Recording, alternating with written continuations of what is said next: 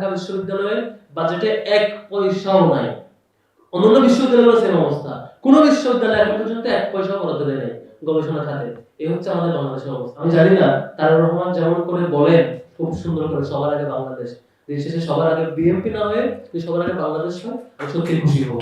আমরা যখন দেখি যে এই মানুষেরা অল্প অল্প করে যে টাকাগুলো ব্যাংকে জমায়, এই জমানো টাকাগুলো কেউ কেউ লুটপাট করে দেশের বাইরে চলে যায়। আবার তাদেরকে সরকার আমন্ত্রণ জানিয়ে স্পেস দেয়। কখনো কখনো ঋণ খেলাপিকে এমপি বানায় এবং বলে গর্ব করে সংসদে দাঁড়িয়ে ওরা মনে হয় জমিদার, ওদের কাছে ঋণ নাই।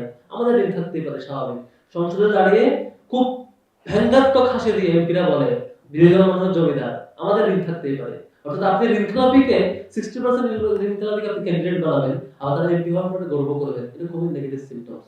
এই মানুষদের টাকা এভাবে করে ঋণ খেলাপি দিয়ে চলে যাওয়া, আর এটা আপনি অ্যাড্রেস করবেন না, বরং ইগনোর করবেন হাসি দিয়ে, তাও সরকারের পক্ষ থেকে এটা কষ্ট হয়। সিম্পটমস আমরা দেখি। আমরা আবার দেখি আপনি যখন বলবেন যে আমরা সমাধান করতে চাই, সমাধান কি দিয়ে করবেন? করবেন রাষ্ট্রের তরুণদেরকে গবেষণা করার জন্য স্পেস দিবেন। কিন্তু এবার দেখবেন ঢাকা বিশ্ববিদ্যালয়ের বাজেটে ১ পয়সাও নাই। অন্যান্য বিশ্ববিদ্যালয়ের সেম অবস্থা। কোন বিশ্ববিদ্যালয় এখন পর্যন্ত ১ পয়সাও বরাদ্দ দেয় নাই গবেষণা খাতে। এই হচ্ছে আমাদের বাংলাদেশের অবস্থা। শেষে কি করবে? ইউজিসি এর আন্ডারে দিয়ে দেবে। তার মানে হচ্ছে কে গবেষণা করবে, কারটা অ্যাপ্রুভ হবে, কে ফান্ড পাবে, কে পাবে না, এটা ডিপার্টমেন্টের আন্ডারে থাকবে না। এটা চলে যাবে গভর্নমেন্টের আন্ডারে। আপনি রাষ্ট্রের বিরুদ্ধে যাবেন, গভর্নমেন্টের সমালোচনা করবেন, সরকারের বিরোধী মতামত দিবেন, আপনার গবেষণা বাতিল, আপনি আর ফান্ড পাবেন না। এই প্রক্রিয়াই সরকার করছে।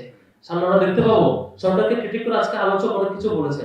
সামনে থেকে বিশ্ববিদ্যালয়ের কোনো কর্তৃপক্ষের ফান্ড নিয়ে আপনি আর সরকারকে ক্রিটিক করতে পারবেন না। করলে আপনি আর ফান্ড পাবেন না। এই ব্যবস্থায় সরকার বাংলাদেশের ইতিহাসে প্রথমবারের মতো করতে যাচ্ছে গবেষকদের কণ্ঠ রোধ করার জন্য। সেটিই যাচ্ছে।